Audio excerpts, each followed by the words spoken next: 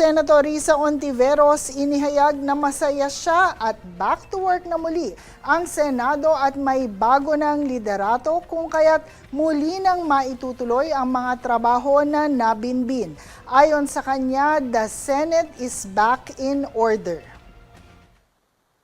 Kaya nagpapasalamat din ako kay Senator Joel Villanueva for joining us in putting the household of the Senate back in order. So naihalal na namin si Senate President Sherwin Gatchalian at si Senator Tito bilang SP Pro Tempore. Nakapanumpa na rin si Majority Leader Migs. And kita nyo naman sa unang kalahating araw pa lang ng special session, napaka-productive muli ng Senado. Ayon kay Hontiveros, handa na ang mga senador na gawin ang kanilang tungkulin at handa na maging patas sa impeachment trial, maging siliman ay maging miyembro ng mayorya o minorya. Ngayong araw pa lamang ay nagpaparamdam na sila lalahok sa Commission on Appointments.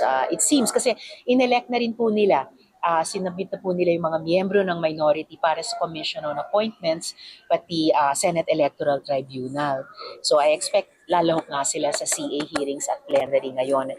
As for yung impeachment trial, lahat po naman kami ay bago itong leadership change ay nanumpa na bilang senator judges. So naniniwala ako na kahit yung mga kasama sa minority ay naghahanda ring maging impartial senator judges.